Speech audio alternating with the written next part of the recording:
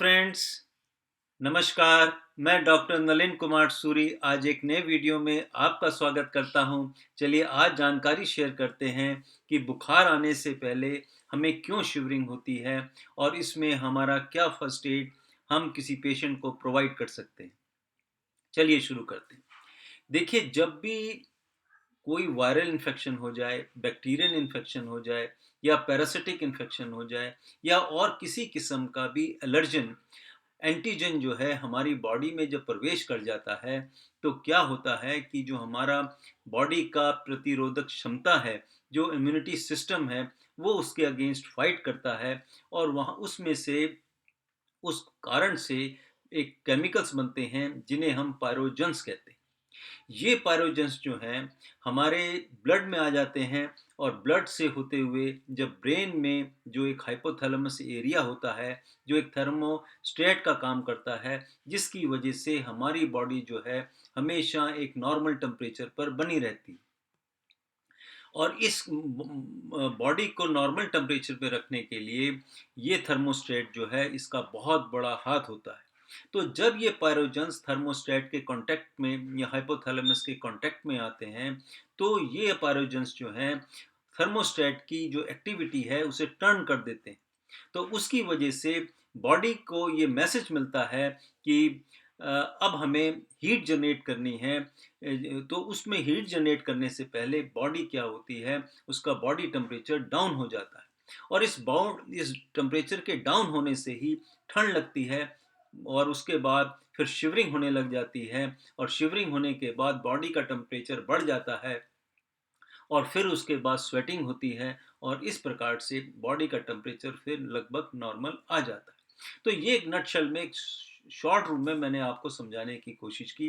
अब थोड़ा डिटेल्स में बात करते हैं कि देखिए, जब ये पायरोजेंस हाइपोथैलेमस में के सिस्टम को टर्न कर देते हैं, तो बॉडी में क्या होता है कि बॉडी ठंडा होना महसूस करनी शुरू हो जाती है। उसका कारण क्या है कि जितना हमारा स्किन का, जहाँ पर ब्लड का सर्कुलेशन होता है, पेरिफेरल सर्कुलेशन होता है, वहाँ की वेसल्स सिकुड़ जाती हैं और जिसकी वजह से जो स्किन है वो ठंडी हो जाती है, कोल्ड हो जाती है और इसके साथ साथ जो बाल हैं, जो स्किन पे बाल हैं वो खड़े हो जाते हैं, चेहरे का रंग पीला पड़ जाता है और इसके साथ साथ पेशेंट को बहुत ज़्यादा ठंड महसूस होने लगती है और वो चाहता है कि मुझे कहीं ना कहीं से गर्मी मिल जाए, तो गर्म का वो महसूस करते हैं और उस गर्मी को पाने के लिए बॉडी में फिर बहुत ज़्यादा शिवरिंग होती है, मसल्स का बहुत ज़्यादा कंट्रैक्शन होता है, जिसकी वजह से बॉडी का टेम्परेचर फिर बढ़ जाता है। ये इसी प्रकार से होता है जैसे किसी ने आप दौड़ लगा के आए, दौड़ लगाने पर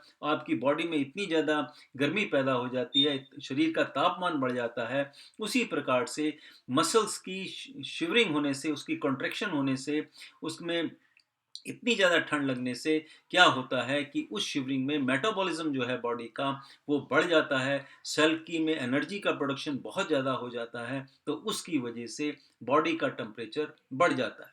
और ये जो टेम्परेचर बढ़ना शरीर के लिए फ़ायदेमंद होता है, क्योंकि इतना ज़्यादा टेम्परेचर बना देने की वजह से क्या होगा कि जब इतना टेम्परेचर बढ़ जाएगा तो जो बैक्टीरिया हैं, जो वायरसेस हैं या और कोई भी पैरासाइट्स हैं या कोई भी एलर्जन है, वो समाप्त हो जाते हैं, उस गर्मी को वो बर्दाश्त नहीं कर पाते और ब्लड के अंदर या शरीर के अंदर अगर कहीं भी वो इस प्रकार के जो एंटीजेंस हैं, तो वो या बैक्टीरिया, वायरस या जिनकी वजह से शरीर का तापमान बढ़ता है, वो फिर ख़त्म हो जाते हैं। तो नेचर ने इतना अच्छा हमें ये बॉडी का सिस्टम दिया है।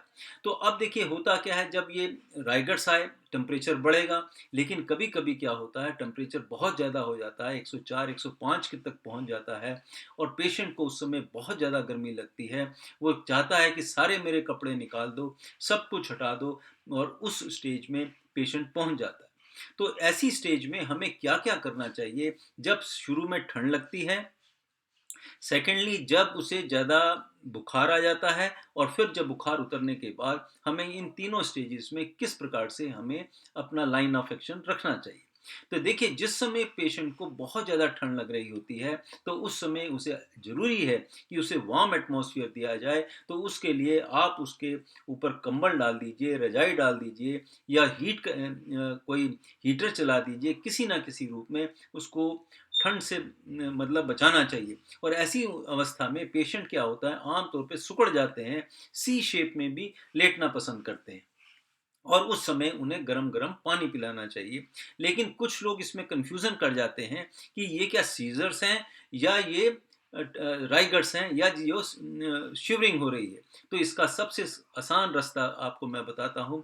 अगर पेशेंट कॉन्शियस है, तो इसका मतलब ये है कि उसे ठंड लग रही है, उसे कन्वल्शंस नहीं आ रहे हैं, उसे एपिलेप्सी का दौरा नहीं पड़ा हुआ है। क्योंकि एपिलेप्सी के दौरे में पेशेंट क्या होगा, बेहोश हो जाएगा, वो आपकी कोई बात नहीं सुनेगा। लेकिन राइगर्स में ये शिवरिंग के समय पेशेंट होश में होता है, और आपकी सारी कमांड को वो फॉलो कर सकता है। तो इस स्टेज में पेशेंट को गरम गरम पानी पिलाइए, गरम गरम दूध दीजिए, गरम गरम चाय पिलाइए, तो जिससे कि उसकी वो ठंड जो महसूस कर रहा है, उसकी वो जो स्टेज है वो कम हो जाए। फिर देखिए, थोड़ी देर के बाद ये जो स्टेज होती है, ये आम तौर पे कुछ सेकंड से लेके आधे घंटे तक भी शिवरिंग की स्टेज आ सकती है, और ये कोई ज़्यादा खतरनाक स्टेज नहीं होती। इससे कभी भी कोई घबराने की ज़रूरत नहीं होती। लेकिन अगर आप देखते हैं कि पेशेंट की हालत बहुत ज़्यादा शिवरिंग हो गई है, या वो बहुत बेचैनी महसूस कर रहा है, तो फिर ज़रूर डॉक्टर की एडवाइस लेनी पड़ती है।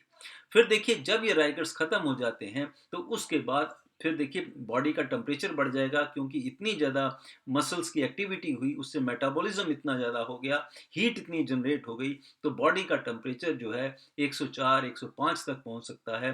तो ऐसी स्टेज में क्या करना चाहिए, पेशेंट के सारे कंबल रजाई सब हटा दीजिए, उसे पीने को काफ़ी सारे लिक्विड्स दीजिए, और उसके साथ साथ उसको अगर ज़्यादा टेम्परेचर है, तो आप उसे कोल्ड स्पंजिंग करनी पड़ती है उस स्टेज में, कि उसका जो बॉडी टेम्परेचर है वो डाउन आ जाए। कहीं ऐसा ना हो कि इतनी टेम्परेचर में उसको कोई कोमा की स्टेज में पहुंच जाए, या कभी कभी डेथ भी हो जाती है। तो ऐसी स्टेज में जाने से पहले उसकी कोल्ड स्पंजिंग करनी होती है। इस कोल्ड स्पंजिंग में कभी भी आइस वाटर से कोल्ड स्पंजिंग नहीं करनी चाहिए। इसका सबसे आसान रास्ता है कि आप टॉवल को गीला करके उसकी सादे पानी में गीला करके उसके माथे पे भी रखिए, उसके गर्दन के चारों तरफ भी लपेटिए, और इसके साथ साथ सारे शरीर के कपड़ों को कम करके सारे शरीर पर आप जो है वो जो टॉवल गीला किया हुआ है उससे उसके सारे शरीर की स्पंजिंग करनी चाहिए। और अगर आप देखते हो कि स्पंजिंग से भी आराम नहीं आ रहा, और बॉडी का टेम्परेचर बहुत बढ़ रहा है, तो आप उस पेशेंट को नहला भी सकते हैं, जिसकी वजह से उसका बॉडी टेम्परेचर डाउन आ जाए। तो ऐसा करते रहने से बुखार जो है लगभग 102 डिग्री तक आ जाए, तो आप शांत रहिए, फिर कोई डरने की बात नहीं होती। लेकिन ये स्टेज जो है, ये राइगर्स की जो स्टेज है, ये उसको बार बार आ सकती है, फीवर में कई बार भी आ सकती है। लेकिन जब शुरुआत फीवर की होती है, तो किसी भी बुखार में बहुत सारे ऐसे इन्फेक्शंस हैं जिनमें ये राइगर्स की कंडीशन आती है, ये शिवरिंग की कंडीशन आती है। लेकिन इससे डरने की कोई बात नहीं होती। ऐसे बहुत सारी इलनेसेस हैं जिसमें राइगर्स की कंडीशन आती है।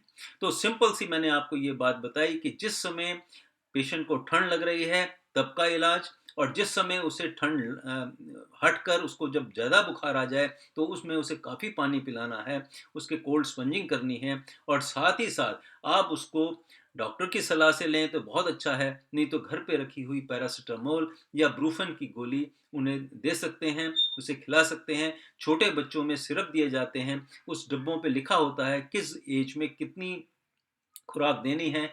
मैं ज़्यादा डिटेल में आपसे इसमें चर्चा नहीं करूँगा, तो आप उसको पढ़कर आप उसकी राय ले सकते हैं, और फिर बाद में डॉक्टर को के पास जाकर क्या कारण है, क्यों ऐसा हुआ, क्यों राइगर्स आए, क्यों फीवर हुआ, वो डॉक्टर फिर आपकी जांच करेंगे, उसके अनुसार वो इन्वेस्टिगेशन कराएंगे, और फिर उसके उसके बाद जैसा वो ट्रीटमेंट उचित समझेंगे, वो ट्रीटमेंट दिया जाता है। तो बेसिक आपको केवल फर्स्ट एड ये ध्यान रखना है कि राइगर्स के समय आप उसे ढकिएगा, उसको ज़्यादा घबराने की बात नहीं होती, उसको हमें हर हाल में उसको वार्म रखिएगा, और जब वार्मनेस उसको ठंड खत्म हो गई, और जब उसका बॉडी टेम्परेचर लाजमी तौर पे बहुत बढ़ जाएगा, तो उस स्टेज में हमें उसे पानी खूब पिलाना है, लिक्विड्स खूब देने हैं, फ्रूट जूसेस दे सकते हैं, और साथ ही साथ फिर कोल्ड स्पंजिंग करनी चाहिए। अगर आपके पास वाटर नहीं है तो कोई बात नहीं, अगर आपके पास स्पिरिट है, अल्कोहल है, उसकी अभी पूरे शरीर पे लेप करने से वो जब एवोपरेट होगी तो उससे भी क्या होता है कि बॉडी का टेम्परेचर डाउन होता है। लेकिन इस बात का बहुत ध्यान रखें, आइस कोल्ड वाटर से बर्फ डालकर उस पानी से कभी भी कोल्ड स्पंजिंग नहीं करनी चाहिए, क्योंकि अगर कोल्ड वाटर से करेंगे तो स्किन की जो वेसल्स हैं वो डायलेट नहीं होंगी, उससे हीट का निकासी होना मुश्किल हो जाएगा और फिर वो स्किन जो है फिर कंस्ट्रिक्ट हो जाएगी और अंदर जो है फिर आपका बॉडी का टेम्परेचर डाउन नहीं होगा। तो अक्सर ये गलतियां कर देते हैं कि कोल्ड स्पंजिंग करते हैं, आइस कोल्ड वाटर से करते हैं, वो कभी नहीं करनी चाहिए। सादे पानी से करिए और वही सबसे बेस्ट रास्ता है। तो ये एक मैंने छोटा सा वीडियो आपकी नॉलेज के लिए दिया। आशा करता हूँ आपको पसंद आया होगा। अच्छा लगे तो लाइक करना, शेयर करना और इस प्रकार के मेरे और वीडियो सुनना चाहें तो मैं आपसे निवेदन करता हूँ कि सब्सक्राइब भी करें, जिससे आपको समय समय पे जो भी मैं नया वीडियो बनाऊंगा वो आपको फर्स्ट टाइम आपको नोटिफिकेशन मिल जाए। इस सब्सक्राइब करने में कोई खर्चा नहीं होता। ये केवल एक एक मैसेज देने के लिए होता है कि जिससे आप समय से मेरे वीडियो आप सुन सकें। इसी के साथ मैं आपसे अलविदा चाहता हूँ, फिर मिलेंगे, किसी और वीडियो पे चर्चा करेंगे। तब तक के लिए नमस्कार, बाय बाय।